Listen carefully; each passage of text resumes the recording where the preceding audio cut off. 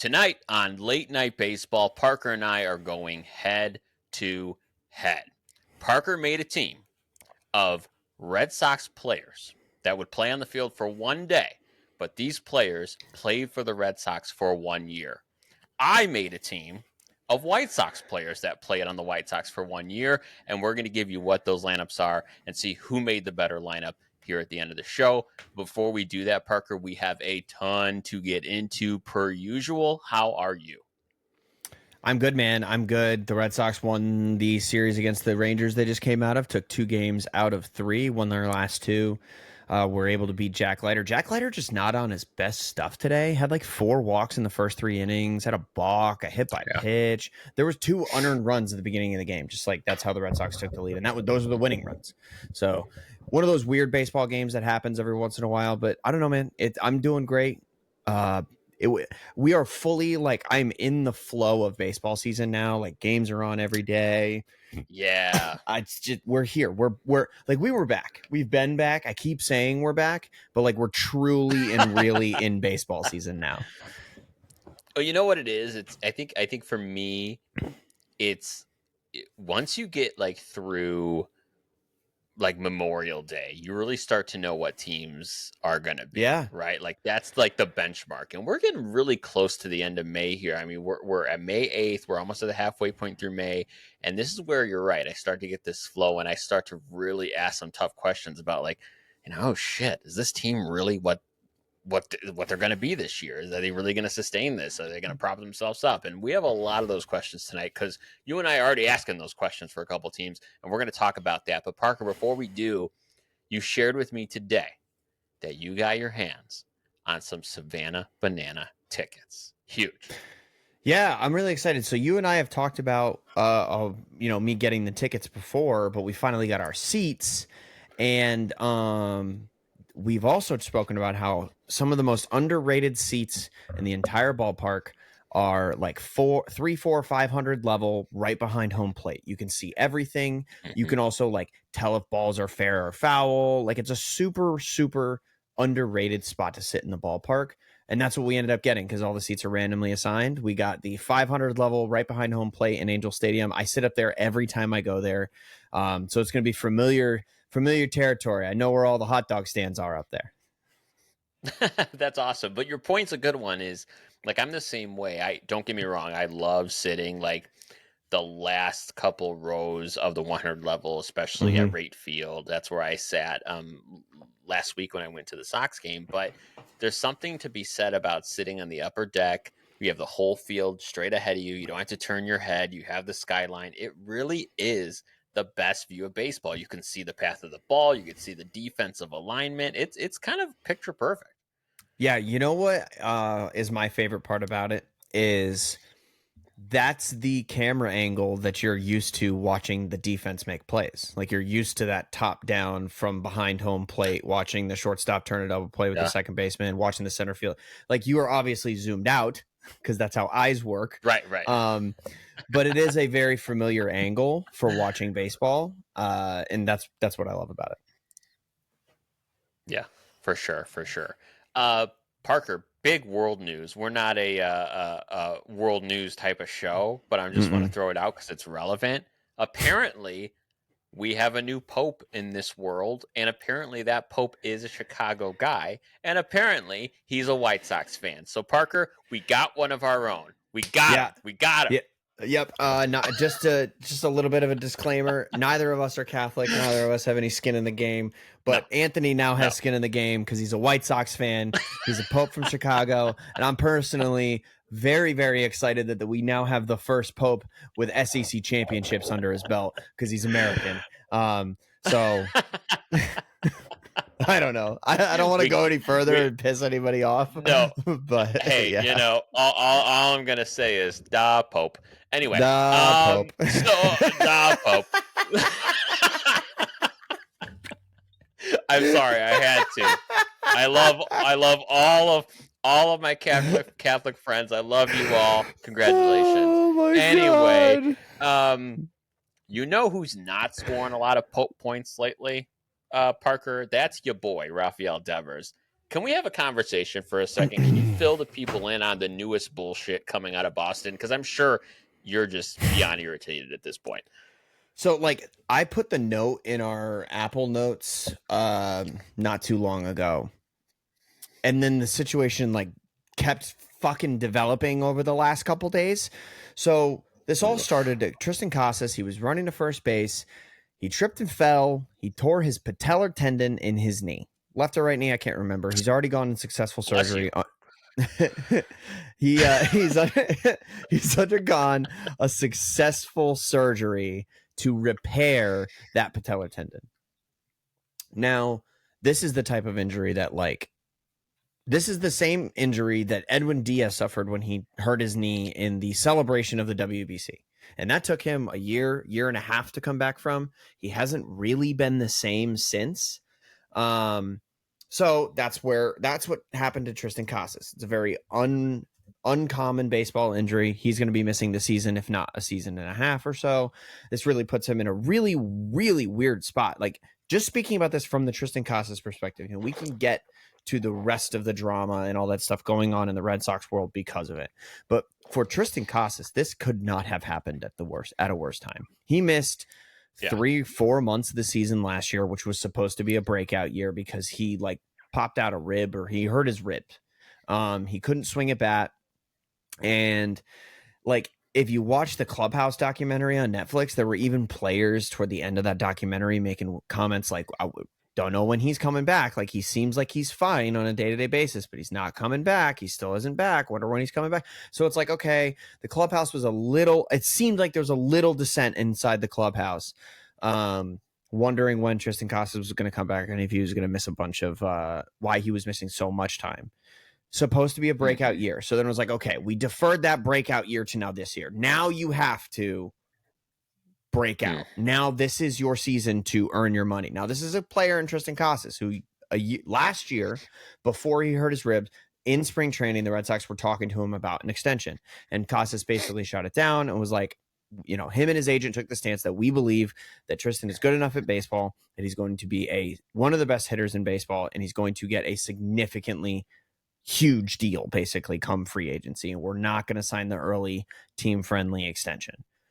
More power to him, but this is exactly the risk you run when that happens. I'm not saying I told you so. I totally am with Triston Casas on betting on himself. It's worked out for players before. It just didn't work out this time. He hurt himself. He missed last year. He was supposed to break out again this year, and now he's down for the entire season. And before that injury, it's not like he was hitting the cover off the ball. He was hitting terribly. Right. And then the last week before the injury, he over that last week, he hit above a 900 OPS. But anybody can have a 900 OPS in a week. You could have a 900 OPS in any given week in Major League Baseball. So Triston Casas is finding himself in a situation where he might be done in the Red Sox organization. And it's no fault to the Red Sox. It's no fault to Casas. These things just happen in the business of baseball. And now he's probably going to have to work. It's weird because he's probably not going to go down to the minors. We know he's a big league hitter, but you probably got to work your way up through a struggling organization before you can get back to a contender, right? You got to get signed by the Rockies and spend a couple years hitting in that system and stuff like that. This is just how injuries work in Major League Baseball. So my hope is that he now comes back, does have a great season next year, or maybe whatever remains of next year for him, for the Red Sox, and then he is the player that I wanted him to be since he came up. But that is now in flux, and I'll let you. I've talked for a while now. I'll let you talk on the Casas side of things before we get into all the bullshit that happened in the aftermath of it. It's a real bummer for Casas, and I get what you're throwing down. I agree with what you're saying. I think you're spot on. I do see him as, especially with the Red Sox and what they've done to fortify this roster for this season, right? It's clear that they have gone more all in for 25 than they ever have before, and I don't know that they have the luxury of him coming back in 26 and guaranteeing him that first base spot. And I think that. I think everyone knows that. So I agree with you. I think if I had to decide today what are the chances of him even coming back to the Red Sox next year, I put it at a 75% chance he's not. And I think he does go to a team that's going to take a flyer on him, and he's going to build up that equity. He's a And that's a throw-in bummer. guy at I this think point, and in a weird deal yes, and that's just so strange. You wouldn't have said that 3 months ago. There was rumors that he was in talks, in to go trade to the talks with the Mariners. Mariners, some of their Mm-hmm. best pitchers. Yeah. Like, and I guarantee you that those were real talks, and those may have been close to happening. And now you can absolutely throw that away for the foreseeable future. Yeah, I mean the Mariners seemed like, and I think there was a little bit of a whisper about maybe the Braves and a Sean Murphy kind of thing going on. I'm really happy that didn't happen Hmm, because I loved Casas, wanted him to stick around unless we got something crazy in return. sure. And I also am really happy. I didn't see this coming, but I'm really happy with how Carlos Narvaez has so far panned out as far as being not the everyday catcher, but he's at I think, Yeah. almost 50-50 split with Connor Wong, who is the established big league catcher in the Red Sox organization. And he's just, I won't say tearing the cover off the ball, but he's hitting very well for somebody his age in baseball. But yeah, like you said, Casas is now Yeah. like, he's a throw-in player level guy. He's a player to be named later in a trade. Like he's not a count on it quantity. He is a lottery ticket again, which you would like to say that a guy who spent a few years in the big leagues now has gone past the lottery ticket phase, but he's back down there as far as, his development goes. It's interesting because I think about what it means for the first base position as a whole, because I think you and I talked about this when we were sitting in at one of the games in Arizona for spring training. We were talking about how the first base position just isn't what it is anymore. It's not a No. premium position. There's not a lot of strong first basemen. If we had an earnest conversation right now about who are the next up and coming all-star level first baseman in the league right now, the only one that comes to mind right now is Vinny Pasquantino, and he's not even like perennial all-star to me right now. I think he's just hitting that potentially. I Yeah, mean, weirdly it's enough, a there's weird two in the same position. organization. Like it's Vinny Pasquantino and like Jack Caglione, who hasn't even made his big league debut yet. Right. So even then they're slightly untested to a degree. More Jack than Vinny, um but you look at all these first basemen that just failed over the last few years. There's one in Chicago right now, right? We have Andrew Vaughn with the White Sox, Golden Spikes winner in college, first round pick. He has not put it together. He, like Casas, will not be in a Sox uniform next year. I guarantee it. So No, it's there's just very talks of, strange. like, he was one of the people that Chris Cotillo, who writes for Mass Live and is a beat reporter for the Red Sox, he's actually mentioned Andrew Vaughn as like I don't think this comes from anywhere other than just conjecture, just being like maybe they reach out Hmm. for Andrew Vaughn because you got to add prospect capital. Maybe. My Sorry about the Yeah. flies. My daughter left a strawberry in my recording room and I didn't realize it. It's been here for like 2 days, I think. I don't come in this room except to record the podcast, and now there's fruit flies all in my effing recording fucking studio. Dude, that is, if there was anything that exhibited what it's like to have kids, that is Yeah, man. exactly that right there. I come in and there's just like 10 fruit flies coming off of one strawberry sitting in the middle of the floor of my recording studio. I'm like, Oh oh my my God, God, I was supposed to be recording 5 minutes ago. that is hilarious. Oh my God, if I had a list for all the random shit I found around the house, let me tell you. Oh, Yeah. So, um, no, I was Andrew Vaughn is something that has come up, and I don't think that's a real conversation, but it's a potential. no, Maybe maybe. he's somebody who could get roped in with guys could get an insane return if you were to rope together Andrew Vaughn with Luis Robert. If you could send them both to the same team, you can get a very good prospect back. I agree with that, and I think that's probably where that's heading. If I'm in Chris Getz's shoes, I I always think about this with baseball. This is probably, Parker, my favorite thing about baseball, and it is that all it takes is one pitcher, one hitter to change a team, Mm-hmm. get a little nugget from a coach or from an organization, and just turn his game around. Right? I mean, that Yeah, happens everywhere in the sport, and now more than ever. So I hope that guys like Casas and guys like Vaughn find other teams. Something clicks. That's great. I hope so. But we also, as fans of these teams, can't sit here and just wait for it to click, knowing it may very well not happen. And that's the risk you take. for sure. For sure. And so we're moving now into the part of this conversation that is like, who's going to replace Triston Casas? And For a second there, it looked like we had it all figured out. Romy Gonzalez hits from the right side. He's been the utility guy for the Red Sox for a year now. This is his second year. He plays first base. Cool. Abraham Toro was at the AAA level. He's a left-handed hitter.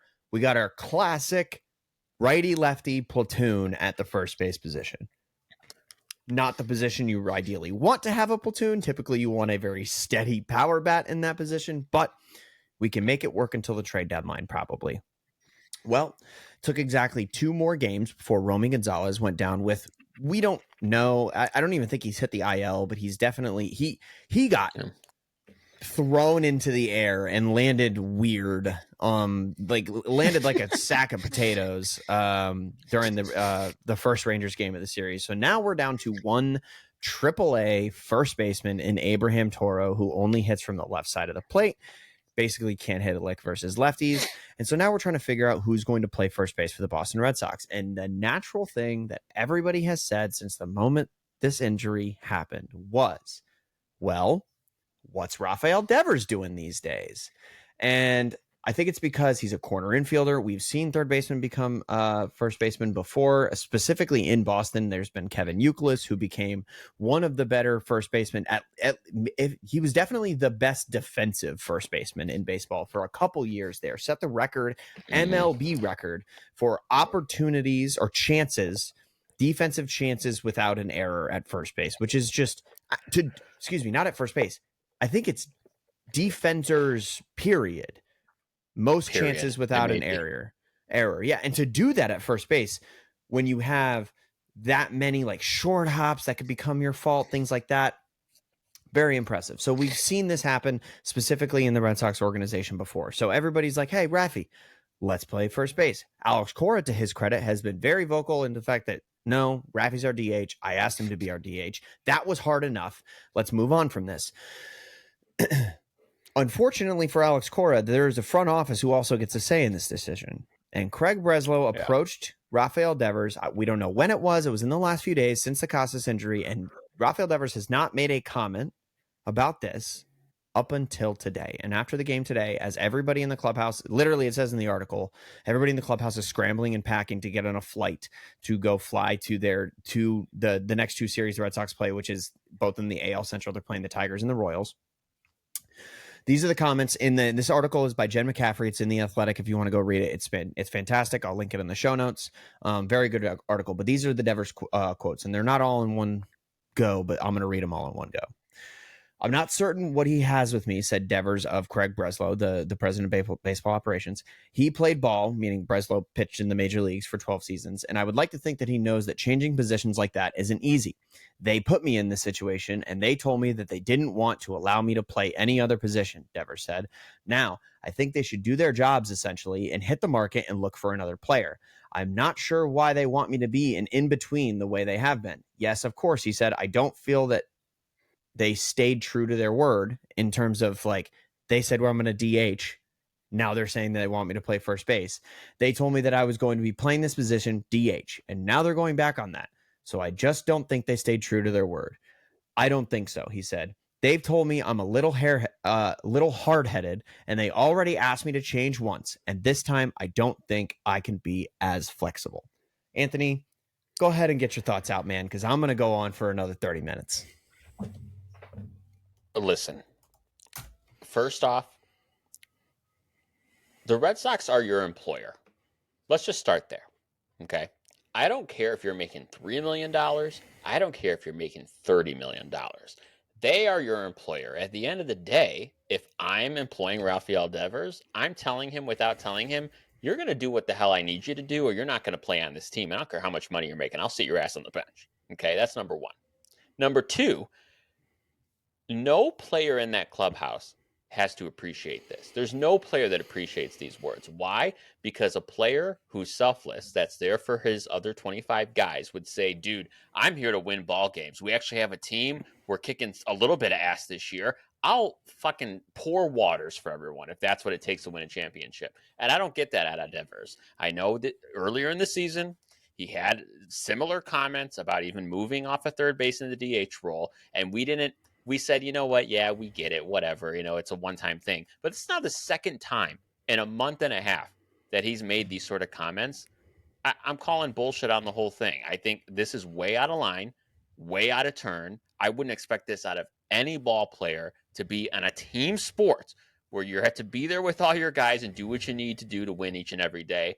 And I don't think he has the right attitude. And I feel bad for you, Parker, and other Red Sox fans who have to sit there and pay this guy 30 plus million a year who's supposed to be your franchise player, and he's acting like a total asshole.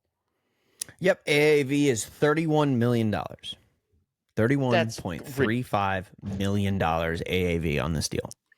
And I'm here you to tell said you, it. Parker. I'm here to tell you. Before you even go on, this is my last point on this because you brought that up. 31 million. In my mind, I pay 30, 40 million for players who don't just perform on the field, but perform off of it. Equally important if you're going to be my franchise player. $31.35 million a year for you to do literally whatever the fuck you're asked, in my opinion. Like, okay, there's within reason, but it's not like we're asking you to go play center field, Rafael. We're asking you to go from third base, get replaced by one of the best defensive third basemen in the game, who also kind of makes you look like an asshole when he's like the second best player in the American League, save for the best player, the best right-handed hitter in baseball history in Aaron Judge. If Aaron Judge dropped off the face of the planet today or got hurt, Alex Bregman is right in the conversation for AL MVP. So it's like, okay, you already don't look great there. You threw a fit to now have Bregman, make you look bad. Devers, to his credit, has an almost 1,000 OPS in the month since that one bad week where he struck out 1 million times. Good for him. You were asked to play DH because we found a better option at third base. When I do bad at my job, I get replaced with somebody better than that.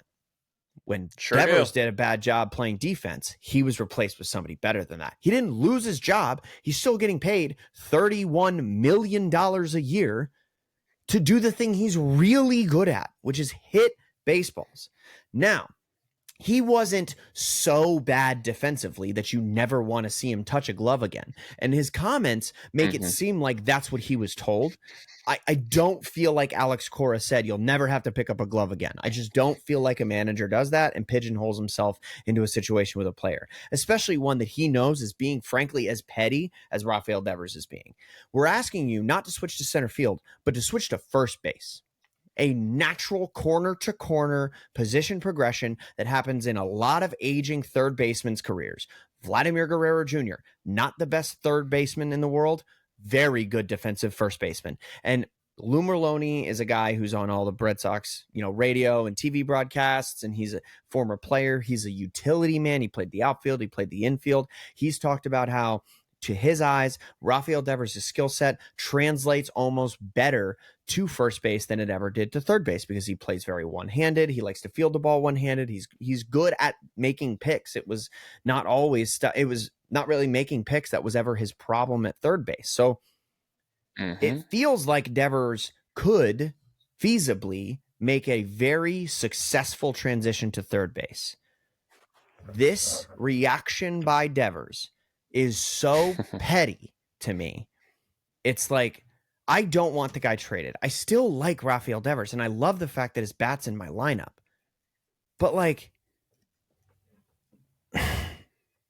if the contract wasn't so hard to unload... By the way, Devers, your contract, it's one of the biggest whales in baseball right now because you are a non-fielding designated hitter making $31 million a year. You don't hit... Bingo. Yeah, you don't hit like somebody who could make $31 million a year just hitting. Like, you have to literally have a 1,200 OPS for that to happen. So, like, what are we doing here? You already have the sweetest deal for somebody with your skill set in baseball. So, again, what do we... I'm so at a loss in this situation. Like, do you want to win baseball games or do you not? I'm not trying to salt the man's character, but since he was 15 years old and Red Sox scouts were whispering in his ear, he has been the savior of Boston. He has been the greatest thing since sliced bread since he was 15 years old. He comes up, and as a rookie, he wins a World Series in his rookie year. And since then, his numbers have been great, and the team has been largely unsuccessful. So, like, has he just accepted that, like, you just still get paid to not win baseball games? Because it feels like he got his ring, and now he's fine with losing. At least that's the mentality that I gleaned from this reaction. I don't know. I could keep going on forever, Wow. but it's super annoying to me. It is annoying, and it's annoying for a few reasons. It's annoying, number one, because it. How do I say this? Here's a comparison for you, and this is what makes it burn for me as an outside observer, even more so probably for you. I compare it to someone like Mookie Betts. Mm-hmm. That guy has played center field, right field, left field, After he second got base, his contract, by the shortstop. way. Correct. And a guy that, mind you, the Red Sox chose Devers over Betts as their Mm-hmm. franchise player. We can talk about that another They day. That's did. a whole other conversation, which is messed up. And in retrospect, you're looking at this going, wow, did I make a piss poor choice? And I'll tell you what, Parker, I'll tell you what, I would bet everything on the fact that after this came out, there's a contingent of Red Sox players in that clubhouse that do not like this. And Mm-hmm. and every time, Parker's every couple of years, it's a culture thing that goes wrong with the Red Sox. And I just see that happening again. I see that happening again where they're going to have to keep this 30 million plus guy on the roster, which they're probably going to at the end of the day. Yeah, And you the don't have an culture is going to be option. shit because you don't have an option. And the culture is going to be shit. And I don't care what anyone says, culture matters and it will affect play on the field. It just will. Yep, 8 years left in that deal. And God I'm not damn. counting down the days, man. Like he could end up who never did shit like this, and Winning. this No. Never did shit Winning like this, and this is fixes gonna make everything. me. It does. Winning fixes everything. You win a World Series this year, nobody gives a shit. But as like this is Right. gonna make me sound like the most old head Boston baseball fan in the world. But like David Ortiz never did shit like this. No. No. Like, and let's be honest, Dominican guy, left-handed hitter, getting paid to be DH. That's your comparison, Devers. That is who you're being compared to every single time you suit up. And it's one of the most prolific teammates, leaders, and clutch hitters in baseball history. First ballot Hall of Famer, David Ortiz. And this is just not the type of shit that he would have done. You know what David Ortiz played through? David Ortiz was playing during interleague ball when he would randomly have to be forced to play. He didn't have to be forced. That's the key. He would go play first base, even though he knew he sucked at it. Yep. Oh, man. It's something that, especially you, but you and I together are going to follow because this is, right now the Red Sox are at 500, and baseball is a game of winning in the margins. And the Red Sox, if they're going to be successful this year, will have to win and lose in the margins. And this is one of those margin things. It just is. Yeah, I mean, the division's very tight. With the win over the Rangers today, the Red Sox moved to 20-19. And right now they are 2 games back of the New York Yankees. Like, so far the Red Sox season has been largely disappointing. We're not quite through May yet, so I'm trying really hard to not overreact, but they've played 500 baseball up until now, which is the same baseball they've been playing for the last 3 years. Super infuriating. But this is the AL East is wildly like the weakest division in baseball. There's only one, or right now I guess there's 2 teams with a winning record in the AL East. And that's crazy. You're being only 2 games back of the Yankees when they have Superman himself hitting in the cleanup spot for them is pretty nuts. So like this, what I'm getting at is this is a very winnable season. And if Devers is going to, I don't even think he's tearing apart the clubhouse, but like, if Devers is going to make this any harder than it needs to be, I'm not a trade him guy, but like we got to figure something out. I still think Alex Cora has a lot of mentorship and honestly like a father type role with Devers that I think he's going to be able to exercise. There's honestly not a better manager, I think, in baseball to handle a situation like this with Rafael Devers. So like, I'm glad he's there to do it, but it needs to be handled. Like hopefully on the plane, they crack a couple beers on the way to Detroit and hash this out. Because Cora needs to talk to Devers, somebody who's literally never done anything in his life except play professional baseball. I'm not knocking him. That's just, he signed at 16. Yeah. This is not how people work when they're employed. This is not how you talk when you're employed by a team, especially now to the tune of $31 million. Jesus. Parker, I want to make a transition to PNC Park and talk about what's going on with the Pirates Yeah. because it's been an interesting couple days there in Pittsburgh. First, I want to start with Parker. They let go of their manager, Derek Shelton. This is a guy they brought in with this young team. He's been a manager, I believe, for the past 6 years for those Pirates. And they had not had a good start to this season. They're 12-26 after yesterday's loss. That was the seventh straight loss for them, and he got let go after seven straight losses. Um, Parker, I was a little surprised by this, really for a few reasons. Number one, Derek Shelton's highly regarded around the league. He's been with this young team for a while, was going to seemingly grow with this team. Think of like a Brandon Hyde situation. Um, and apparently enough was enough, and it was time for someone new. So I'm still trying to piece this together in my brain right now. Yeah, I try to piece it together too. Like, there's part of me that wants to say, what did you expect? You know? I think there was a better way to go about this. If you were out enough on a manager of the Pittsburgh Pirates that you fire him mid-season, then you were already pretty out on him in the offseason, because if 12-26 is so below your expectations, you need to really adjust your expectations for this Pirates team. It makes me think that like something happened. I have no idea if it did, but like it's very weird, man. It's very, very weird. I didn't see this coming. I really didn't. Here's why I didn't see it. Well, maybe not why I didn't see it coming, but here's why I'm a little confused by it, is because I don't subscribe to the thought that, oh, well, we fell out of love with the guy. He wasn't doing it for the Pirates, so we got to let him go. Dude, like, owner, Nutting, GM, Charrington, you guys haven't done shit with this team. Like, you have actually a couple premier players on this team, and you have not invested in this team. So much like we've talked about on the show in the past, this stuff kind of falls on the manager as a scapegoat sometimes. And this Pirates team, when we talk about, oh, we're not competitive enough, that's not Derek Shelton's problem. This team's been neglected for years and not invested in. No, absolutely. I agree. In fact, this could maybe have not happened in a worse season. Like a mid-season managerial finding could not have happened in a worse season for the Pirates. They're already under a bunch of fire. They pulled off the Roberto Clemente Memorial from center field and put a liquor advertisement, or not center field, right field, and put a liquor advertisement up. And then they had to put it back after fan outrage. Some of the like commemorative bricks that were purchased by fans when PNC Park was constructed were found in like a local junkyard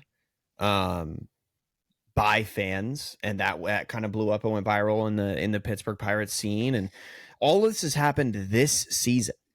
So on top of all that, now we have the manager getting fired, and the general manager, or I think the Pirates actually call him a general manager, but Ben Cherington is the general manager of the Pirates. He's a former Red Sox guy. I'm somewhat familiar with him. He has come out and said that, now we didn't mention this, but Don Kelly, the bench coach for the team, has been named the manager. And all the reporters obviously were like, well, you just said manager, not interim manager. So what's going on? Don Kelly's the manager for 2025. He will be the manager for the rest of the season, presumably, considering, hopefully he doesn't lose 7 games in a row, I guess. But Cherington came out, and all he did was just heap praise upon Don Kelly. Personally, I think the bench coach has enough pull in that dugout that I just don't feel like the guy who was second in command is really the answer here. Like, I don't know. Nothing against Don Kelly. Nothing against anybody in this situation, except maybe just the Pirates ownership group. This reeks of something happening behind closed doors, man. It reeks of honestly what has happened with owners like with owners like the Nuttings, with Bob Nutting, the chairman of the Pirates, is that, and I know this very well in the Reinsdorf world we live in over here in Chicago, is when the owner wants something and he thinks he's the smartest guy in the room, then he's going to get what he wants. And I would not be surprised if Bob Nutting had a very different belief in Derek Shelton than Cherington did, at least through 2025, when these Pirates weren't projected to do much of anything anyway. I suspect that is probably the scenario. I would bet that is more likely to be the case. Having said that, Don Kelly's in the role, great, whatever. And, you're not going to hire someone mid-season. It's very rare that would happen anyway. So, yeah, that's fine. But I think the bigger problem isn't that Derek Shelton's no longer with the Pirates. The bigger problem is two things. You're not going to be successful unless you pour resources into this team, full stop. Number two, I would love to know which manager wants to really manage this team in this environment with this chairman. Now, you can make the argument there's only 30 managerial spots in baseball. If you want to manage a baseball, you take the job. I get all that. But the You're not reality getting a is, Skip you're not Schumacher walking in. candidate, though. No, you're You're not not. You're getting a not premier getting the candidate. A-level candidate because they're not going to deal with that bullshit. They just won't. No, and no, I don't want to come after anybody's career. I don't want to, heap any accusations on people that really mean much. But I do think there's a reason Ben Cherington has stuck around in Pittsburgh for so long. I think he probably either works well or accepts direction well from the Nuttings, because he's been in there for a while, and this team has not been competitive in a while. And in most markets, when your team is not competitive for as long as the Pirates have been, you don't keep your job very long. So this is the kind of move that, like, all right, Ben does a great job of taking the heat and going and standing in front of the press when bad decisions are made. So we keep him around. I don't know, man. One thing you brought up earlier that you put in our show notes here was about Paul Skeens. And I'll be honest with you, when you dropped this in, I don't know what the hell you were talking about. So please explain to me what's on your mind with Paul Skeens lately. Now, I'm going to overreact to Paul Skeens a little bit here today, because Paul Skeens largely over the course of this season has seen a general decline in his numbers from last season. Savant Page is still red.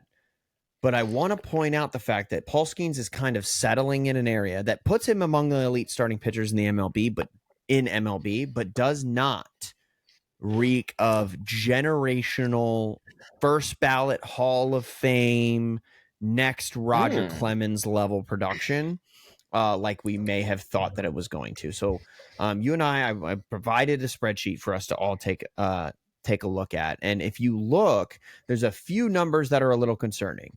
All the columns are compared. I'll go ahead and link actually the spreadsheet in the show notes now that I think about it. I put all the columns so that 2024 and 2025 for the number was right next to each other, and then the difference between the two. And like certain pitches are really not generating swing and miss like they were. Like the changeup, for instance, is generating minus 13.6% swing and miss whiff percentage this season. Some of them are up. All the gains are very marginal, but the losses in whiff percentage are pretty significant. Like the Splinker is down 6.5% on whiff percentage. And it's like, okay, that was your like unhittable best pitch in baseball last year. So that's a little concerning. And then when you look at things like barrel percentage, now the changeup is still elite in terms of like, okay, nobody's barreled the changeup yet, but the curveball, the curveball also is a significant improvement. But one thing that really scares me is that fastball, the barrel percentage, the Splinker. Excuse me. The barrel percentage on the Splinker is way up. It was a 1.8% barrel percentage last year. It is a 7.5 barrel percentage this year. And it's 5.6% higher than last year. And like, again, we're kind of splitting hairs with Paul Skeens. But when you have the best pitch that you had in your arsenal last year dropping to this extent, it is slightly concerning, especially when he added 2 new pitches this past offseason. It's like, all right, what are we doing here? The slugging percentage on the Splinker is up 2 points. So we were slugging 237 against the Splinker last year. We are now slugging 458 against the Splinker this year. And like, that's all of the stuff that's going down in slug is like marginal, and all the stuff that's going up in slug is the Splinker, and it's significant. So what's worrying me as far as Paul Skeens, and I'm interested to your thoughts on this, is if he doesn't have the best pitch in baseball in that Splinker, what does it look like long term for a guy that his biggest selling point, at least in my opinion, was he profiles as somebody who's have very good durability long term because he doesn't rely too much on that fastball. What I'm worried about is there is an uptick in fastball usage since the Splinker's been getting hit more. Are we going to see a scenario where now Paul Skeens is getting a Tommy John surgery, maybe durability issues, or maybe just general overall production decline? I want to be very clear. His ERA this season is still a 2.77, and the whip is still an 0.95. So it's not bad.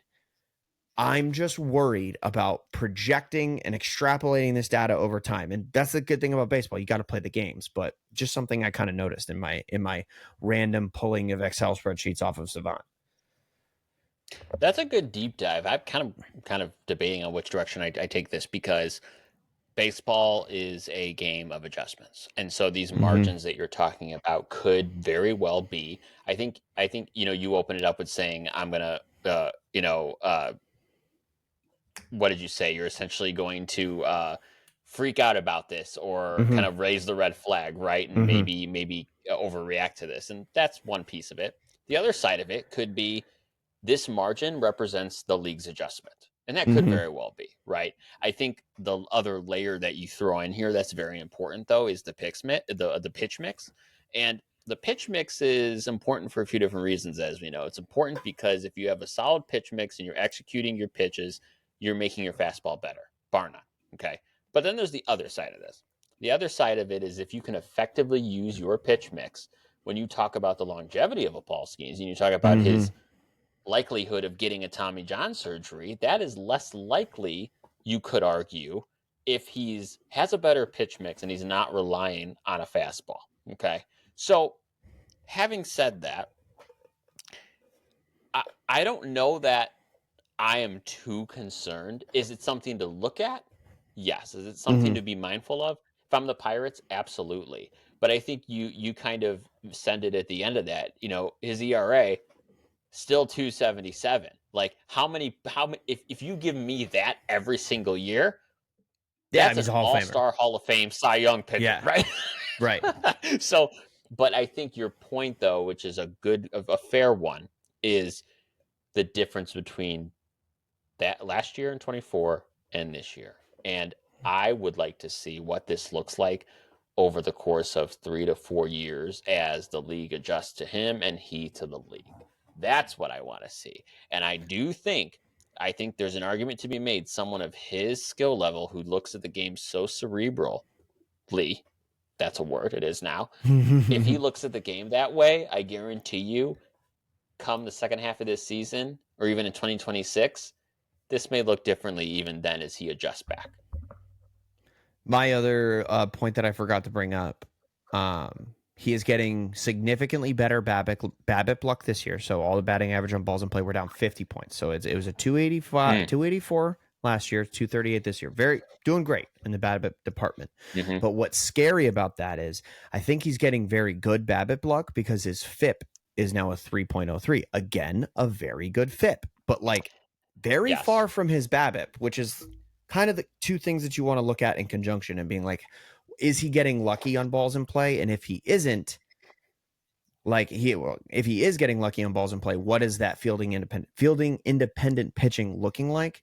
And it looks like his ERA should be closer to 3, which, like, again, we're splitting hairs. This guy's profiling as a Hall of Famer still at this point, but like, I don't know. It's concerning to me because his arm slot changed this year. He is throwing from a lower arm slot. I'm not in his body. I don't know what that makes him feel like. Maybe he does feel like he can throw that fastball more without damaging his arm. And I want to point everybody else out. If you're going to go and fact check me on Savant, if you switch between 2024 and 2025, yes, it says that the four-seam fastball percentage went down by 3 points. When you add in the fact that he added 2 pitches in the offseason, and now his entire pitch repertoire basically profiles down to fastball or splitter this year, he is throwing the fastball more than he was last year. Yeah. As when you look at the full picture, I don't know, that the whole FIP and BABIP conversation is interesting, because he could very well be getting lucky. Because the one thing I do wonder about is, when you have your K per 9 drop to almost 12 to 8.6. Where's that difference coming from? And I think it's coming from the BABIP. It may be made up in the BABIP, honestly. If you're not striking guys I think out, that he's just you're getting lucky on balls in play. Right. Yeah. So actually, that's a bad way of looking at it. I don't think he's getting more ground balls. I think you're right. I think he's getting lucky on balls put in play in general. Sure, sure. Either way, your point's a good one. And it's something that we're going to continue to watch. I mean, everyone knows here we're big Paul Skeens stands. We love Paul Skeen. We have the need for Skeens. We're not going to stop following this guy. I know we're going to have this conversation again, probably another 2 times just this season. Yep. No, one last thing. I forget what the pitcher we were talking about the other day, but we saw a significant decline in their production. And I pointed out the contrast between O swing and O contact. So O swing being anytime you induce a swing on a pitch outside the strike zone, that's how you get strikeouts. Good pitchers have a really good O swing percentage combined with a good O contact. And O contact is how often are they making contact on that swing that happens on a pitch that ends up outside the strike zone. Well, the O swing is down 2.2%, which is no big deal. We can take a 2% dip in O swing, but O contact is up 6%.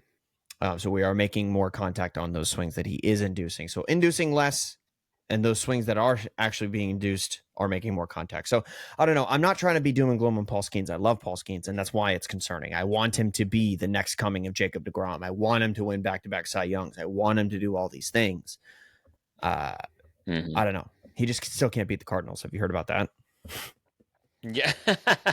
Every pitcher has one. Every pitcher has one. For him, it's for the Garrett Cardinals. Cole. It just happens to be the fucking Red Sox. Yeah, that's right. Even the legends have one, and it just sucks for Paul Skeens that it's in your division. You see them more often. Oops.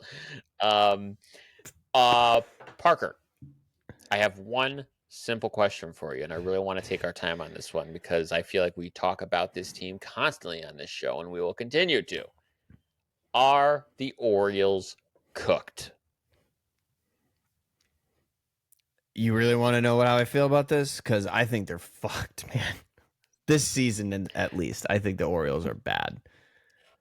All right, you start. Tell me why what are the biggest things that make you think they're absolutely cooked and that you can count them out here in 25. When I look at their team offensive rankings, they are 21st in OPS, 27th in on-base percentage, 26th in average, 23rd in runs, 10th in homers. Got to do something right. And 27th in stolen bases.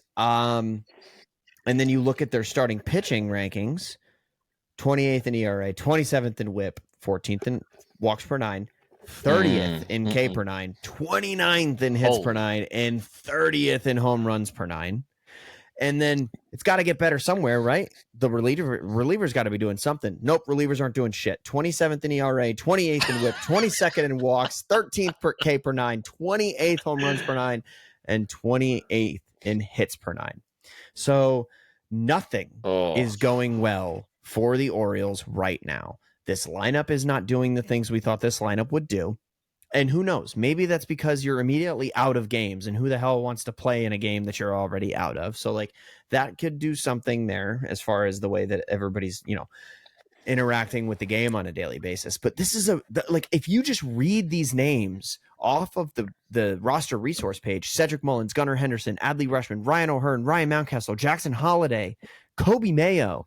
These are guys who are like, they've got to have a top 10 offense in baseball, minimum top 10 offense in baseball. They don't. It is really bad in Baltimore right now. Nothing is going the way that they wanted it to. And I just don't see a way out because that pitching's never getting fixed. I don't even know where to start with this. You and I have been, and it's not just you and I, it's literally the most obvious thing in the baseball world. It has been the most obvious thing in the baseball world for the last 3 years. Pitching. I don't know how many times people can say it. I don't know if Mike Elias is just sitting in this offensive echo chamber, but he needs to wake up and smell the coffee. This has been an ongoing thing with this team. He's been hoarding his prospects, not building his pitching, and now we're at a point where he's going to have a bit of an Orioles existential crisis here because this year they are not going to make the playoffs potentially.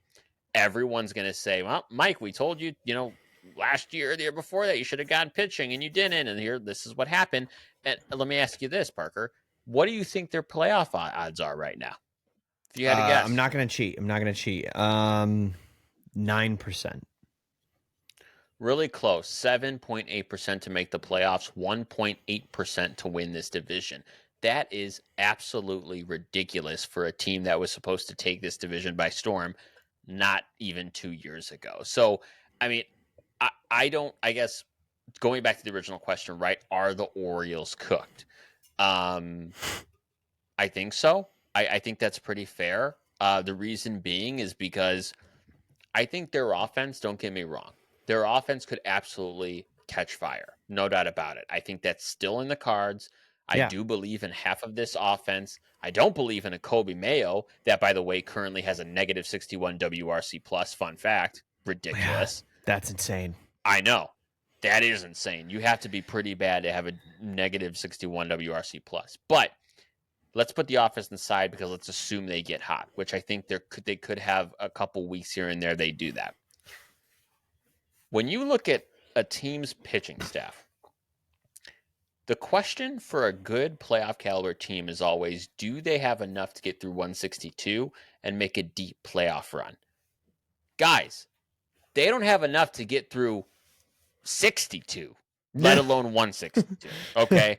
This is a totally different pitching situation where they go out yesterday.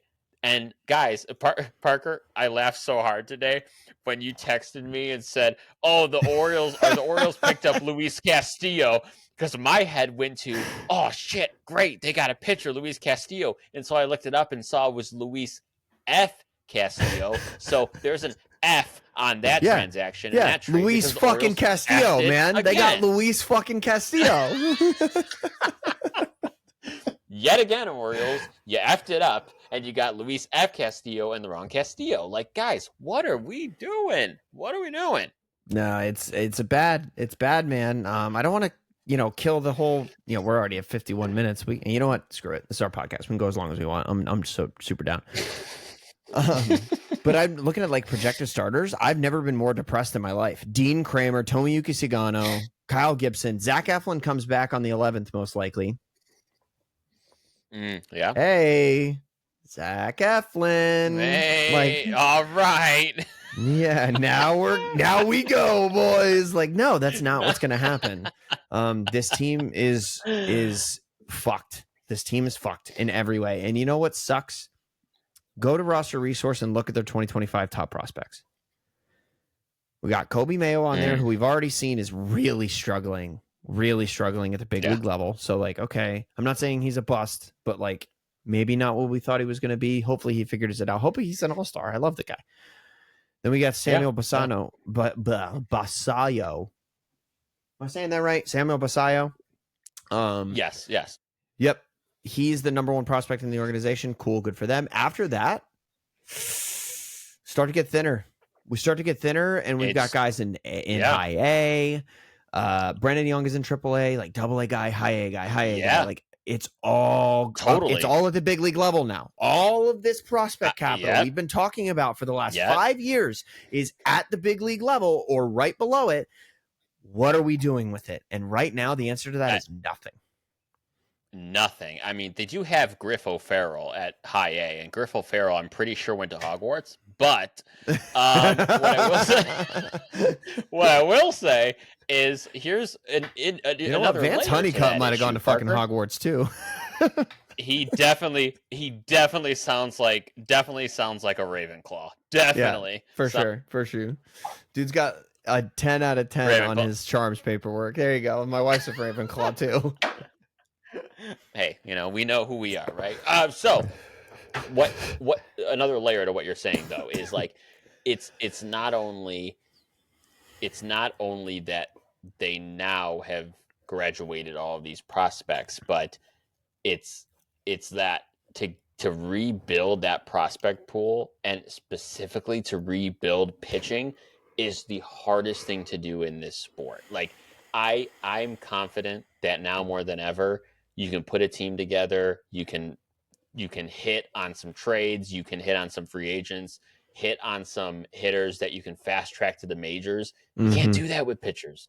At least not with most of them. Paul Skeens, guys, is the exception. Like you can't do that. So this is where, honestly, and I'm sorry, Orioles fans, I don't want to scare anybody, but this potentially 50% of this could go, they're going to rebound, they're going to invest money, and they're going to be like, screw this. Line in the sand, we're investing, we're going to turn this around. But if they choose not to do that, you're looking at another rebuild sooner than later, which is Yeah. terrifying to think about. Like, what is stopping you from just fucking trading Sam Obasayo?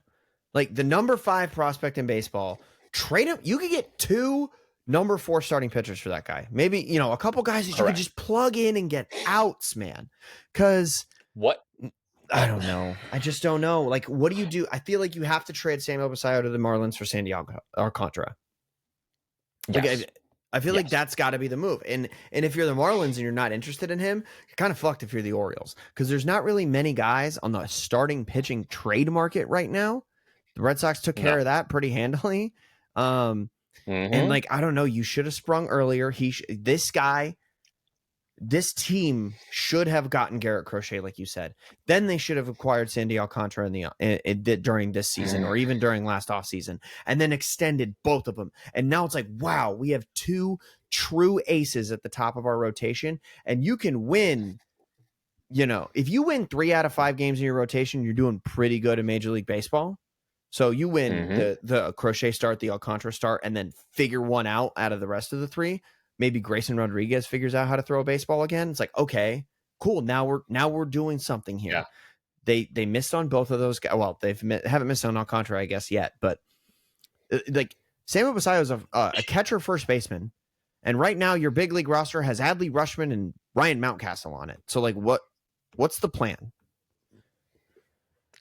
I don't know, but I'll tell you what, the Orioles are going to be one of the more fascinating things to follow in the next 2 years, because it's going to go one of 2 directions, and I just don't know. I think the silver lining for Orioles fans, if there was one, is that I still hold the belief, like I said earlier, that the offense really has potential. There have been years in baseball where whole entire offenses have had down years, and whole entire offenses have had up years. And offensive players have had up years, and that just happens. So I would like to equate it to that they're just all in a rut right now together, which kind of happens in this sport.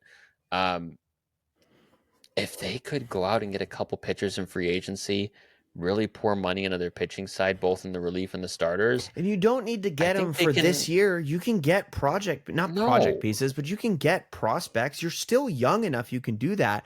What's concerning is that none of it's happened so far. And it's so hard to take a basement team and turn them into a competitive team overnight when so much of your talent is young. It's an advantage you have, but it's also really scary, especially for your fan base who expected you to start super investing in this team when it came under new ownership. And Mike Elias just has not done that so far. I'm gonna visualize it. I want people to understand how hard this is. I'm literally gonna visualize this. Write it down so people understand. All right. This is where the Orioles were 6 years ago. Okay. This is where they are now. That's a big jump. Okay. Yeah. Now here's the issue. The issue is they need to go a little bit higher to be a World Series team. Mm-hmm. Why the hell would you not just go the extra little bit with increasing payroll by $50 million? Like, do you really want to just cancel out all the shit you've done and take that big leap? You're closer to where you wanted to be than you ever were. Just pay the damn money. Yeah. Yeah. It's infuriating. Absolutely. If I was an Orioles fan, I would be absolutely infuriated. I'm all diving in on Samuel Obasayo now. He's 20 years old. He's currently playing in the International League in AAA Norfolk, home to me. Right now, though, sporting a 750 OPS with a 224 average. Ooh. You didn't want that if you wanted to trade him. I was thinking, like, are there any pitchers in the Red Sox organization that they could trade to the Orioles and fix our first base problem? But I don't want this guy playing first base yet. Oh, okay. This is like a total tangent for a second because you brought it back up, and I forgot to mention this when we were talking about Triston. Okay. Anthony Rizzo? No. No? Nope. No, you're not. I don't want it. Really? Yeah. Okay. All right, I, it's an idea. No, I appreciate there's a lot going on in the Red Sox organization right now. I don't think bringing a guy off the I really think Anthony Rizzo does. I don't want to pay Anthony Rizzo $10 million to come play a subpar first base because he's not getting off the couch for anything less than $10 million. Like this is Right. Anthony Rizzo we're talking about. So I don't think I want to pay him that much money to go. Now, granted, they're already over the tax, so honestly, who gives a shit? But yeah, I don't know. I'm out on the Anthony Rizzo idea. My preferred, it's not going to happen. But my preferred solution, if it doesn't involve Devers playing first base, is to move Christian Campbell to first base, call Marcelo Meyer up. He can go play shortstop. Trevor Story moves over to second base. Yeah, I think Triston playing first is probably the hurdle there. Christian Campbell? Christian Campbell playing first base. No, yeah, I think he's saying. Good. I don't really. Yeah, he's a 6'3" dude. He's super athletic. He's bounced around the field already. He came up as everybody comes up as a shortstop, but he started playing a bunch of second base, third base, and outfield in the minors. Like he's bounced all over the diamond, kind of been bred as a utility guy.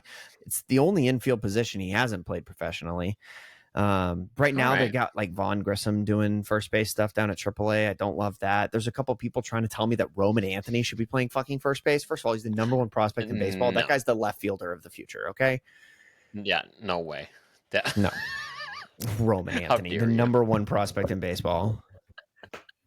We got rosters to go through. Yeah, we do. Okay. Let's get to that. So, ladies and gentlemen, I challenged Parker to something last week, and we have a little fun exercise. We decided, why don't we build the best lineup? And we're going to build lineups out of our favorite teams' all-time one-year players. And what I mean by that is we had to construct a lineup 1 through 9, including a starting pitcher, a setup relief pitcher, and a closing pitcher. So we imagined as if we're playing a game and we're throwing out this lineup, and these are our 3 pitchers. And we're going to see who can make the best lineup. Parker chose Red Sox who played with the Red Sox for 1 year or less. So even folks that were traded at the trade deadline.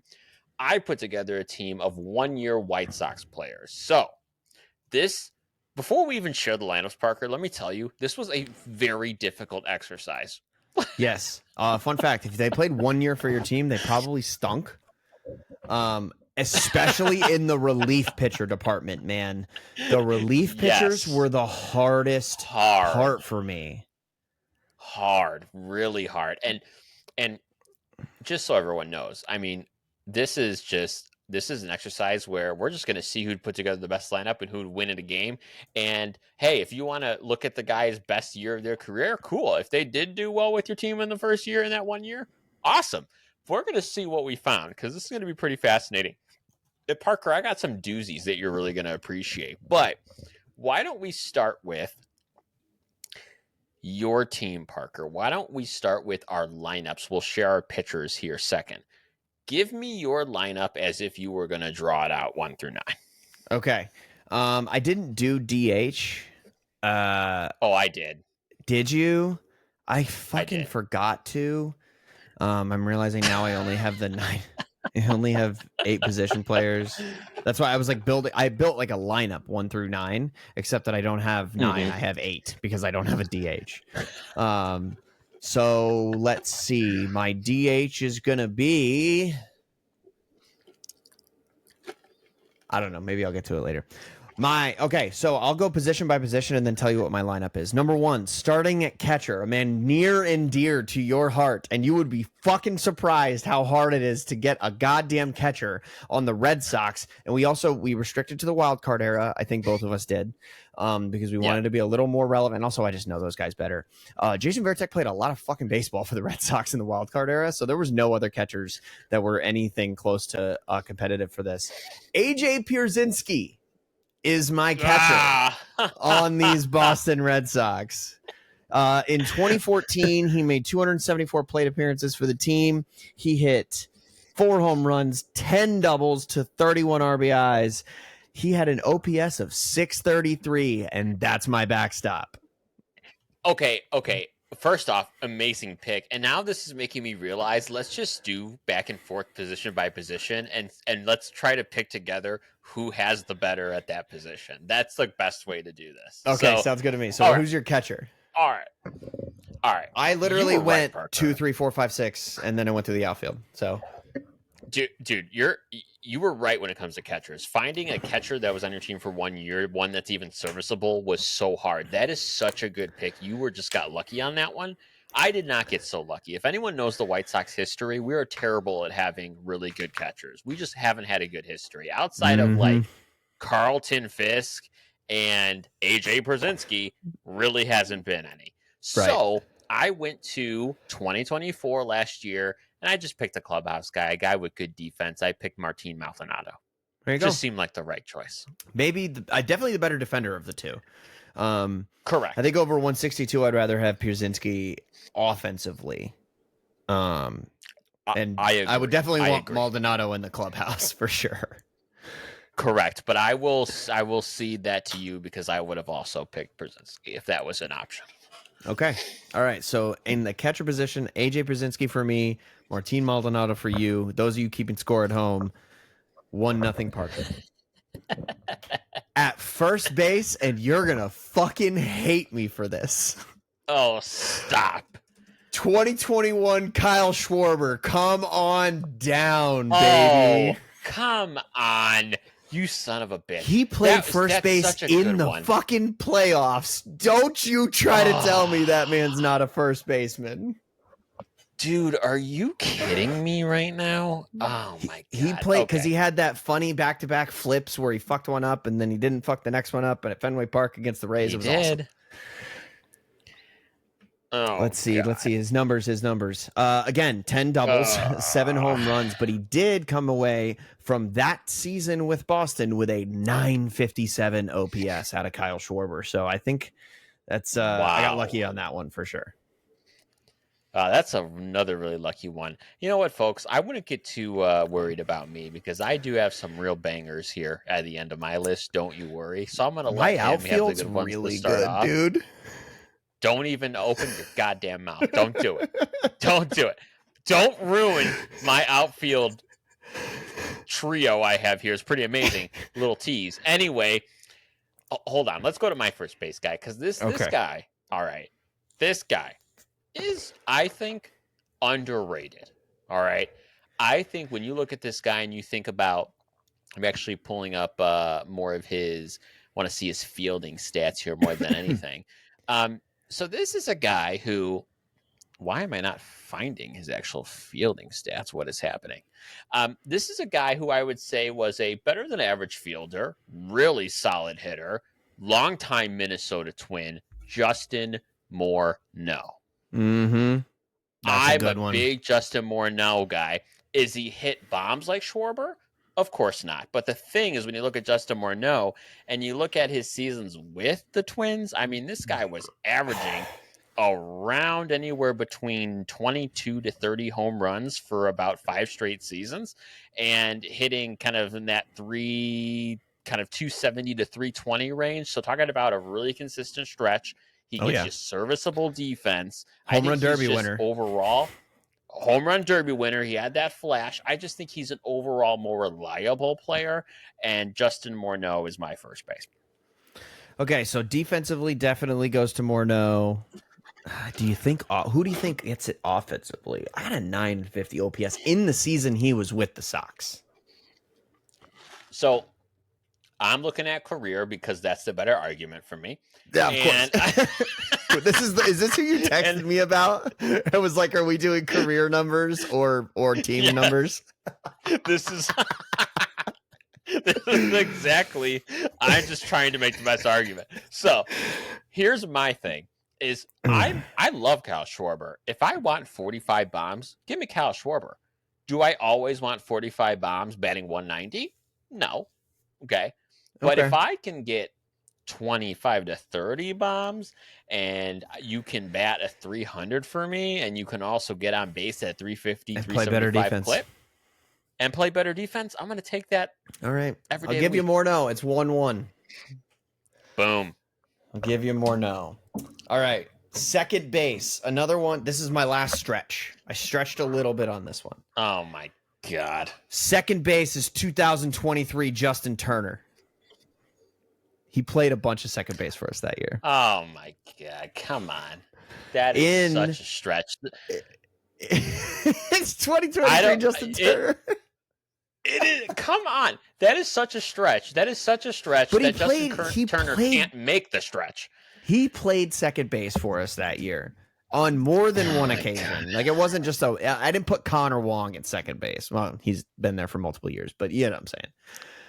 In that year, 146 games, he put up 626 plate appearances, so a full season, 162 hits, 23 home runs, 96 RBI, with a 800 flat OPS. Man, that's interesting. And played really good defense. Like, was diving all over the place at second base. He played third base mostly, but he was playing second base. Was that pre-shift? The shift ended in 2024, right? No, I think it was well before that. I think it was 2023, 2022 or 2023. I think it's longer than we think. Shift end in baseball. I thought 2024 was the first season. No, it was 2023. Yeah. That's weird that they had him play second base, because back when you had Mike Moustakas playing fucking second base before the shift was outlawed. Oh yeah. All right, so that's a really good pick. Even though it's a stretch, I really enjoyed that pick. Now, I didn't stretch anymore, I promise. I appreciate that. Now, I was deciding between two guys, for second base from the White Sox, and one guy this is not my pick, but one guy I was deciding between was Brett Lawrie, if you remember Brett. Wow, Lawrie. Yeah, I loved Brett Lawrie. He was like the heir he was like we thought he would be what Matt Chapman ended up being. Yeah. Oh yeah. That was the guy he was. But here's a surprising thing. If you think back to Brett Lawrie, do you realize that he only played 6 seasons in Major League Baseball? I remember him falling off the face of the earth. Like, he had a couple good first seasons. Oh, yeah. He was very promising for the Blue Jays, and then just literally fell off the face of the earth. And I guess, did he end his career with the White Sox? He did not end his career with the White Sox. He did. Yeah, he did. He did. Okay. 4 years in Toronto, 1 in Oakland, 1 in Chicago. But that's the first person that came to mind. But I did go with someone who's more reliable, certainly defensively. He played with the White Sox in 2021 for only half a season after the trade deadline. And I'm going to go with Cesar Hernandez. Cesar Hernandez. Do you remember Cesar Hernandez? Yeah. Longtime Philly and Cleveland Indian at that point. He is a guy when you look at throughout his career average is 267. Certainly doesn't strike out all that much, 19.3% strikeout rate. His weighted runs created plus, not quite at 100. There was no first baseman on the White Sox for 1 year that I could find over 100 WRC plus. So I took the best of the worst on this position. I'm going to concede this one to you because I had no good second base options. He had a 68 OPS plus with the White Sox that season. Weirdly had like the best tradable season. He had a 101 OPS plus with the Cleveland Indians, and then a 738 OPS, got traded, put up a 600 OPS, 68 OPS plus. So yeah, definitely fell off after that. Did he play good defense though? I don't know. Defensive metrics suck, but you know what? Yeah, he did. I'm going to say he did. He played great defense for you guys. Sure did. Shortstop. This was the hardest one because think about the Boston Red Sox and like the history of shortstops is like, okay, story now. It was Xander Bogaerts. There was Julio Lugo in there, Marco Scutaro. All these guys, Steven Drew, guys who played multiple seasons and were longevity guys for the team at the shortstop position. It's been a position much like catcher. They've been very fortunate, and especially in the wild card era.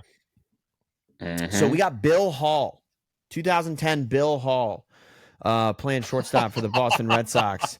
Yeah, 382 plate appearances, 84 hits, 18 doubles.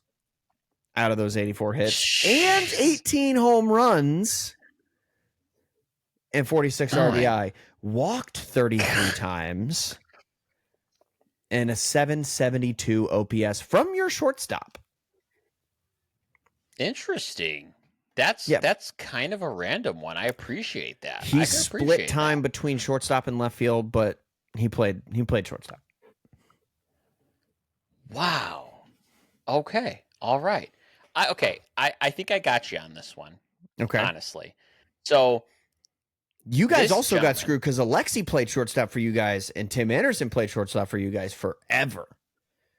Correct. But I have one that you may be forgetting. And this guy, when you look at all of the shortstops to play baseball, at least according to Fangraphs, that are no. How many years did you look at all 2. Oh, so 1.5. If you look at all the qualified shortstops according to Fangraphs in baseball history, it's 649. All right. If you look at and organize that by WAR, okay, the top WAR getters of the position all time, this gentleman sits at number. Where is he at?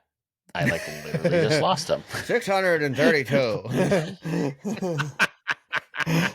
No, literally, where is he at? Hold on. I literally just lost him. Please hold. I'm going to find him. 22 on this list, guys. Yeah, he is arguably a future Hall of Famer. Okay. Hasn't got voted in yet. It's my man, Jimmy Rollins. Yeah. At shortstop. God, there are so many White Sox retirement home White Sox guys. Correct. Like Ken Griffey Jr., Jimmy Rollins, Justin Morneau, Andrew Benintendi.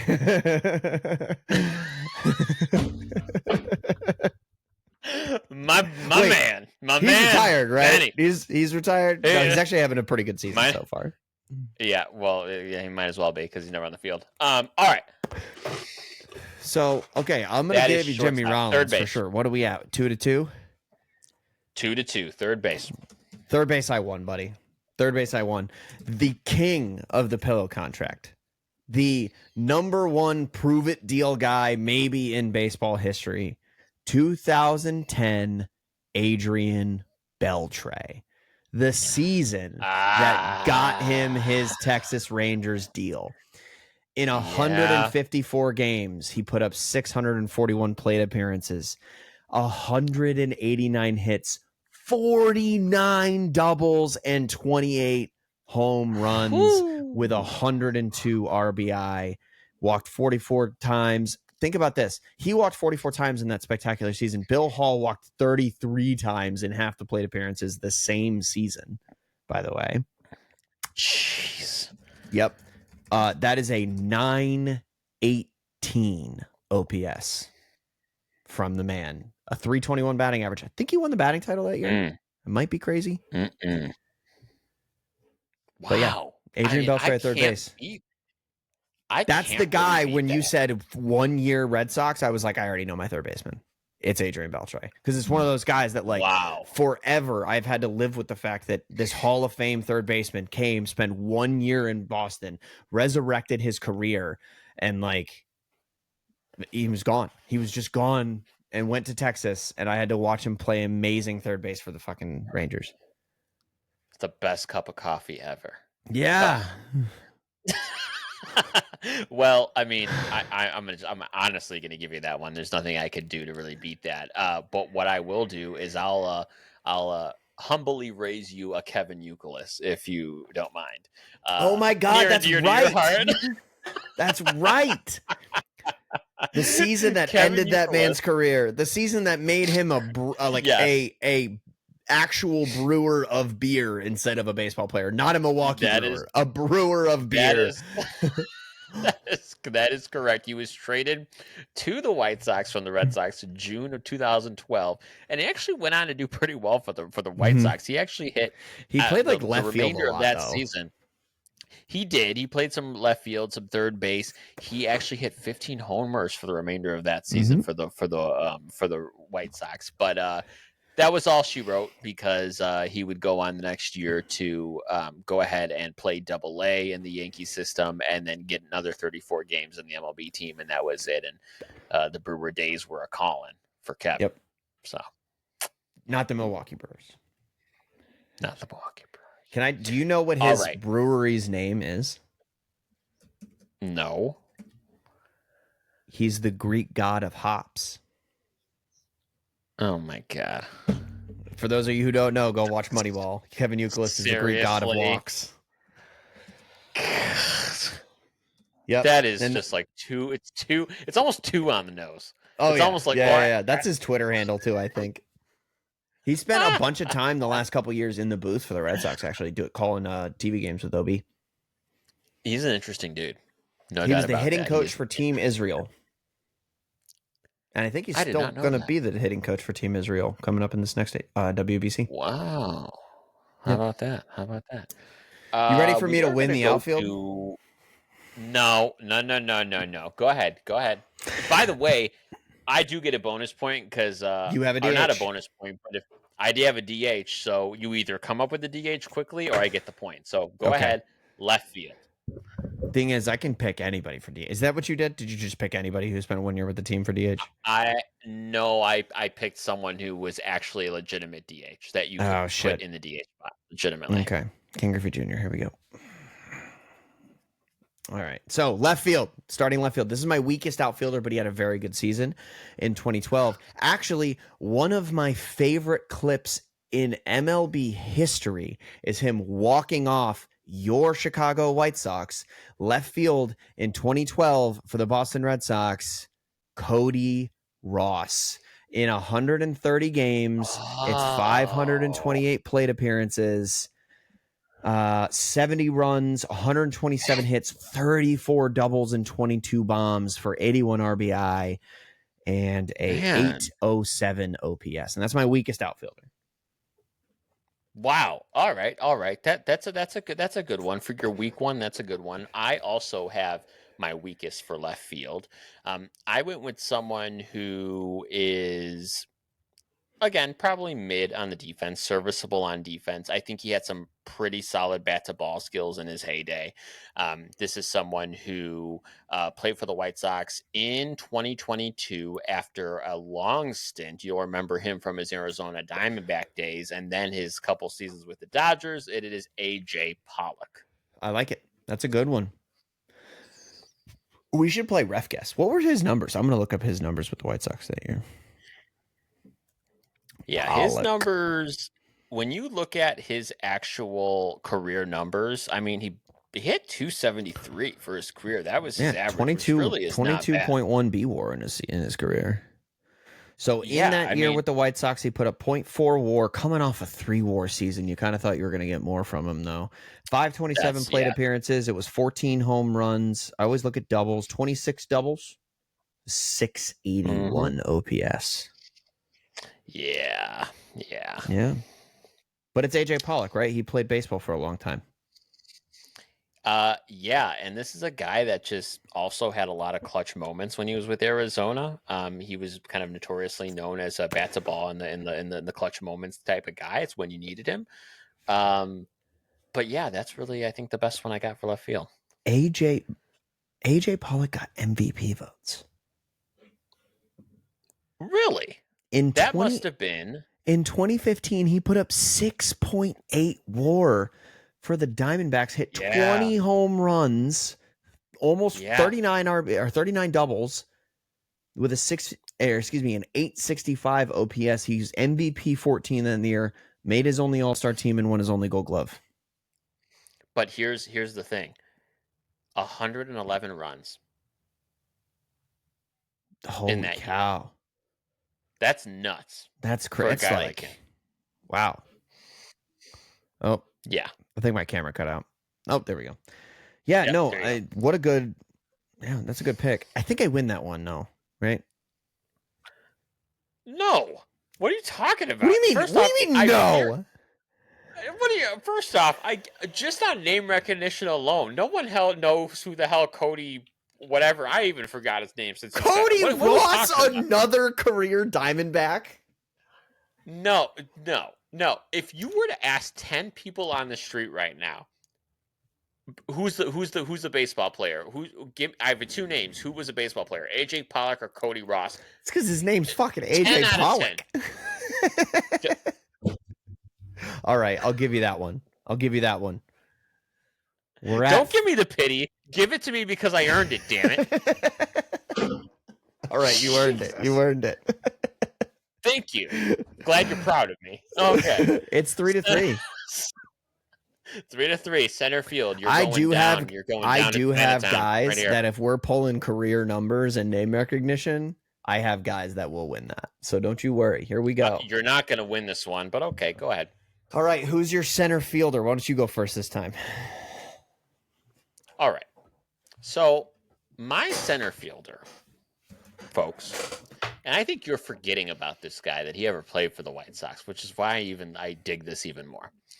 This is a guy who, in his heyday, not only was stealing a fair amount of bases, hitting home runs, hitting for average. Some of his best seasons, Parker, he had in 2000, 36 home runs, 104 RBIs.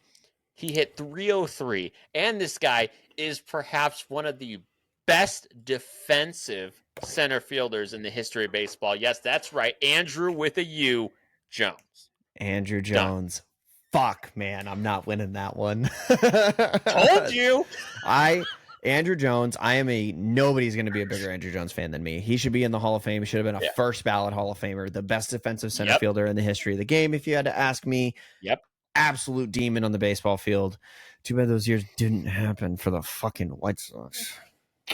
Damn. If only that mattered in this White Sox lineup. Oh, Let me tell you what, though. Now, hey, now hold the phone. I'll tell you what. This may surprise you, and of course, this is,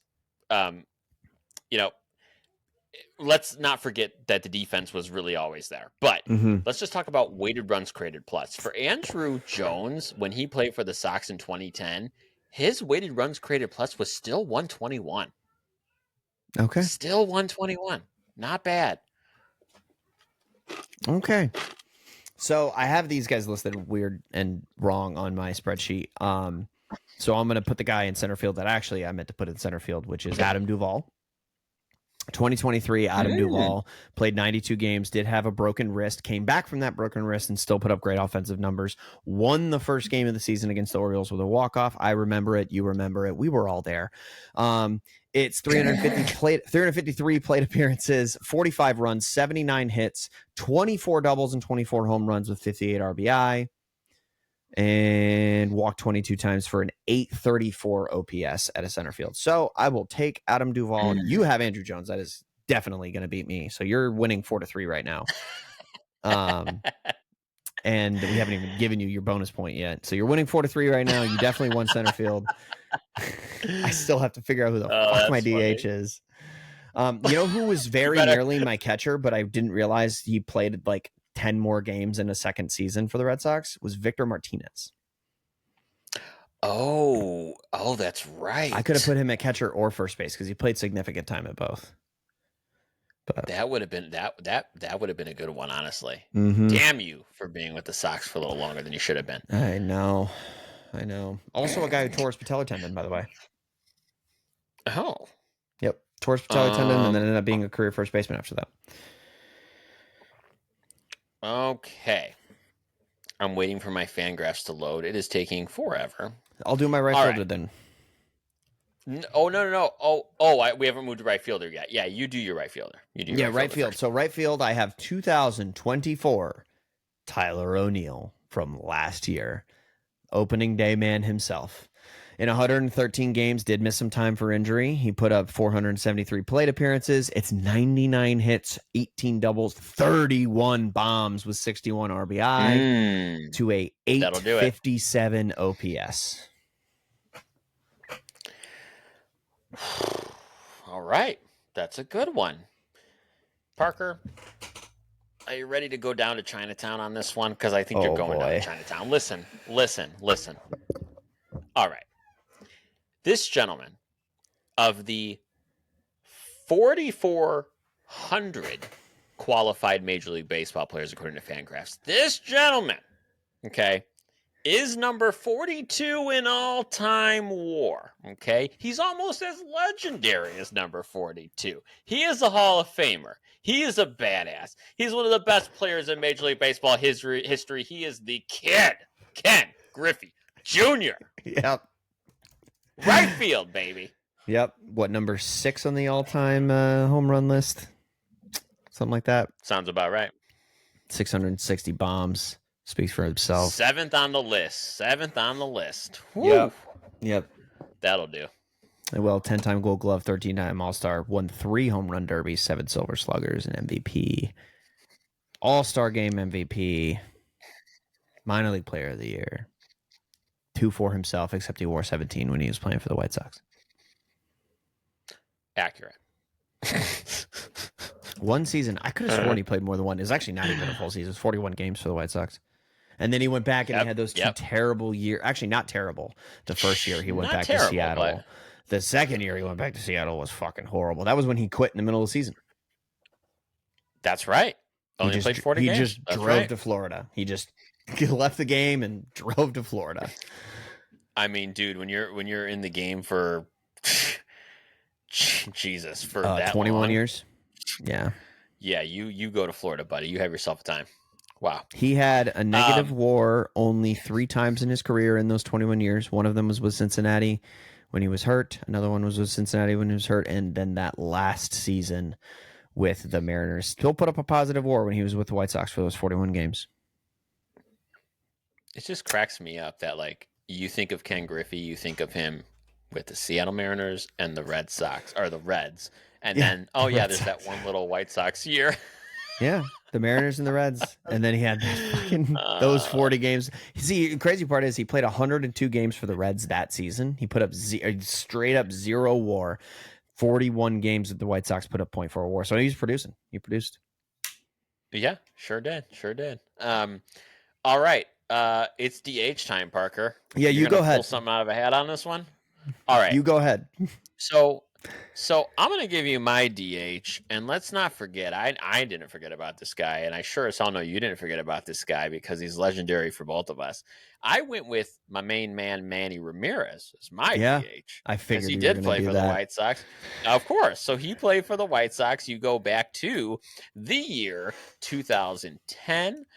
He actually hit his last home run in Major League Baseball with the White Sox, and may I remind you, he hit that wearing those really disgusting, ugly, green, pinstriped St. Patrick's Day White Sox jerseys. I'll remember it forever. Those are horrible. And they are the worst jerseys coming from the team that traditionally has great jerseys. This one sucked so much. But I went with him for DH. I think when it comes to, home runs and big clutch moments, it's David Ortiz for Red Sox, and then probably Manny Ramirez right under there. Yeah, I mean he leads all of baseball history, I want to say, in not RBI but home runs. RBI is still Bernie Williams, because I don't know if you remember, that dude was a demon in those years for the Yankees. I'm looking at this list. Man. It is not looking great for me as far as finding a DH. Hold on, give me a second here. And I'm going to sort by wild card era, and basically the first guy I see that only played 1 season for the Sox. It's not going to be Manny, but I want someone. How about is it Jose Canseco? He played 2 years. No, how about I help you out on this one? What about how many years did Yoenis Cespedes play on the Red Sox? 2. 2? I looked him up. Damn. He was like 1.5 years. I think John Valentin only played 1 year. People are going to call me no, he played every fucking year of his career for the goddamn Red Sox. All right. I don't know. I'm giving you this one. For sure. I don't have anybody else I can throw in there. All right. Let's go to starting pitcher. Remember, folks, we picked a lineup for only one game. So we went with a starter to start the game, a setup relief guy to get you to the closer, and then a closer. So Parker, who is your starter? This will be very interesting. 2022 Michael Wacha is my starter. Had to find a guy that only Wow. pitched 1 year for the team and had a decent year in that year because I really focused on the year that they were playing for the Red Sox. He put up a 3.32 ERA in 23 starts, 127 innings pitched.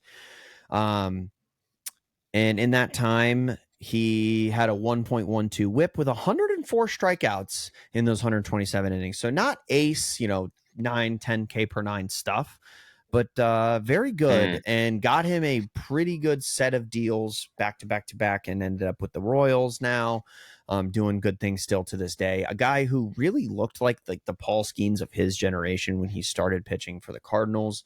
Kind of fell off a little bit, lost that game in last a couple games to the Red Sox in the World Series in 2013. Didn't really recover until he got back to the Red Sox and unlocked that amazing changeup he now sports. And Michael Wacha is my 1 year guy. Wow. All right. I can appreciate that. That's actually a good pick. Not gonna lie. Here I am again waiting for Fangraphs to load. It's like they know we're doing this because it's taking a long time to load today. So this guy, all right. Let me make sure I don't mess this up like I did last time. All right, so this gentleman, I'm going with a little older guy, Parker, still wild card era. This guy is 64th on the list of all-time pitchers, starting pitchers for WAR. He accumulated 55 pitching WAR. Now, here's the thing with this guy. He's a left-hander, and he's a big old left-hander, okay? You may remember him in his time with, a variety of different teams. He started his career with the Blue Jays. He found his way with the Yankees. He even spent a few years in Boston. But I went with Boomer, David Wells. Yeah, a lot of years under that guy. Threw a perfect game. David Wells claimed to be hammered when he did it. I'm willing to believe him. Famously got fined for that Yankees hat that belonged to Babe Ruth that he wore in a Yankees game. He sure did. Sure did. Sure did. All-timer right there. Boomer Wells, incredible pitcher. I mean, talk about a guy who put up 200 innings without even trying. Yeah, good pick. Good pick. Who wins that one? You got to win that one, right? I mean, David Wells is an all-timer. Yeah, I think so. All right. So now this is where it gets really hairy because relievers that spent 1 year with your team, typically relievers have good careers for one or two teams because they catch on and they stick around and they're pretty good and they're relievers. So they sign like 1 and 2 year deals throughout the rest of their career. So can we make this one a little more objective for the both of us? Why don't we do this? Because this is the real reality with the relief pitcher. Why don't we do whoever's pitcher has the lowest career ERA? Oh boy, gets the point. Okay, I'm interested now. I think I win this one if this is the case. So my setup man put up 13.4 career WAR as a reliever his entire career, a 2.94 ERA in 726 relief innings pitched. I won't say relief innings because I don't think he made a single start in his career. Never made a single start in his entire career, 13 years in the big leagues. This is a guy who spent a bunch of years being very successful for a lot of teams, but in his year in Boston, it wasn't good. It was a 6.2 ERA in 45 innings.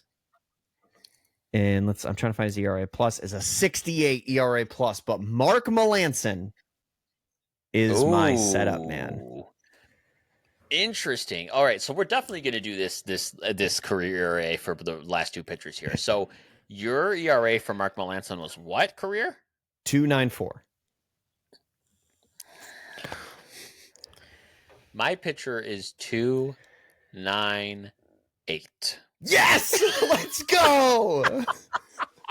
And it is Steve Cishek. Oh wow. Okay. How about that for a pick? That's crazy. All right. That's a good one. Isn't that a good one? That was the one where I was like you. I went into this I'm not going to find a good relief pitcher. And it was really difficult, but he actually was a good pick. He actually was. Let's see. Oh, okay. In his year with the White Sox, that's 2020. He appeared in 20 games of those 60 games the White Sox played. It was 21 strikeouts in those 22 games, 21 strikeouts in 20 innings pitched.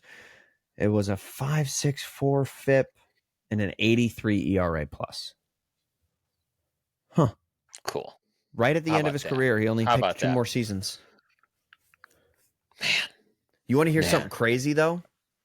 The year after this is a guy who, this is Steve Cishek. Like he came out, he put up insane amounts of appearances in all the teams he played for. He hit 60 appearances Yep. in, let me just look, 60 appearances in 1, 2, oh God, B refs, 1, 2, 3, 4, 5, 6, 7, 8 years. The guy That's had 60 or insane. more appearances. Insane. I bet you, I would love to know how many pitchers have done that. I bet you it is not a lot. Very a couple few. handfuls, if that. Yeah. So after those Wow. 22 appearances for the White Sox in 2020, he immediately turned around and in the last 2 years of his career put up 74 appearances for the Angels and then 69 nuts. appearances for the Nationals in 2022. He peaked actually kind of just peaked his entire career in 2018, it appears, depending on how you want to look at it. It's a 2.18 ERA in 80 appearances for the Chicago Cubs. Yep. I would say if you put up a his whole 2.18 career. ERA in half of the games your team played that year, that's the best year of your career. 100%. I mean, he was basically a sub 3 ERA guy until he got to the White Sox, because that's how that happens. Yeah. So, yeah, whatever. He was an animal right, in let's wrap this 2017 too. 49 appearances with a 2.11 ERA plus. That's crazy. All right. Oh, yeah. So my closer, I think I win the closer. Yep. I genuinely do. My closer. All right, this will be interesting. For this Red Sox team is 2007 Eric Gagne. Ooh, what's his ERA career? I got to look up his career ERA. Oh, By the way, you're winning 6-5 right now, and if I win this, we tie. I'm winning 7-5. Are you winning 7-5? Damn it! I am winning 7-5. No, it's 6-5. What are you talking about? I don't think I win this. I really don't think I win this. Okay. Not for a closer. He has a 3.47 ERA. Yeah, sorry, you didn't win this one. And you didn't win this one because once I say this guy's name, you're gonna go, obviously no shot. It's Craig Kimbrell. Yeah. Craig Kimbrell. Fuck. I mean that's he's future Hall of Famer, Craig Kimbrell. Yep. Come on now. Craig Kimbrell. Oh man. Fucking closers bounce around too much, man. 2.59 ERA. That'll do it. That will do it. Well played, sir. Man. 8-5, you win that. What a fun exercise. We're gonna do something We're like that never again, doing but this again. Different... No. Not with 1 year guys, but we'll find but build a lineup? Yeah, find another criteria to build another lineup. I'm all about it. Yes. Or like awesome. Hall of Famers that played for your team. It's almost like MLB The Show Diamond Dynasty, but on here. You can only build your lineups with certain guys. Yeah. I would like to do Hall of Famers, I think, with two, and then we won't restrict to like wild card era. We could do Hall of Famers that appeared for both franchises. Both of these franchises are so old. I think that would be super cool. Or maybe we even do different franchises. Man. Okay, you got my wheels turning already. Parker, this is going to be the longest show we've ever done. For sure, we're almost at 2 hours. So let's just kick it off to you. Last word for tonight. So I just want to point out, I always talk about the Red Sox too much on this show, but Garrett Crochet has etched himself basically in. They're starting to break ground on his personal face on the Red Sox Mount Rushmore of pitchers. Of Red Sox pitchers of all time, there are only a few that have pitched 50 strikeouts in the first month of the season. The first 3 to do it were Roger Clemens, Pedro Martinez, and Chris Sale. Garrett Crochet joined that club this year. And I just wanted to point out how impressive that is. He's been incredible. I'm so excited to have him on the team for years to come. That's good stuff. I super jelly. Wish he was still with the White Sox. I think about it every day. I don't cry myself to sleep at night at all. It's fine. Everything's fine. My final word, Parker, is there was a highlight of my week. It was not White Sox wins. I did go to the game last week. I went ahead and I saw them lose to the Brewers. But I did walk away with not only this great City Connect hat, I walked away with a classy City Connect jersey. I did purchase it. I walked out with one. And I think next week I'll wear it on the show. Can I ask who's on the back? Nobody. Okay, there you go. That's the safe bet. So it is the safe bet. So little also fun fact, I'm very particular about jerseys, and I it would bug me to have someone's jersey that's no longer at the team. So all my jerseys are blank for that reason. Blank. I like blank jerseys. I like retired players' jerseys. Like right now, my jerseys, as far as the Red Good Sox call. go, I only have three. I have three. One of them is Dustin Pedroia. The other one is Trevor Story because I got way too excited the day that they signed him. And the other one I have, this is stupid. He's a former player, so I don't have to worry about it. Pat Light. Do you know who that is? What? Pat Why? Light. Pat Light was a former first-round pick for the Red Sox. He famously Are you kidding? struck out Mike. No, I'm not. He famously struck out Mike Trout, and on a very objectable call that was definitely ball four, but he struck out Mike Trout, and he had a 10 ERA with the Red Sox. But he did move on into like the podcasting sphere. And has become like somewhat of a character in the Red Sox podcasting sphere, mostly because he's really good friends with Jared Carrabis. And so it's kind of like a niche reference. That literally makes no sense. He literally did not even pitch a full season. He was like, it must have been like 20 games, if that. Yep. Yeah, he did. All right. It's a knockoff Chinese jersey that I spent $20 on, so I'll take it. All right. We're done. We've really just blown this thing to pieces. All right, folks. We'll do this again next week, maybe. I don't know. We'll see. Anthony's done with my shit. See you later, folks. We're out.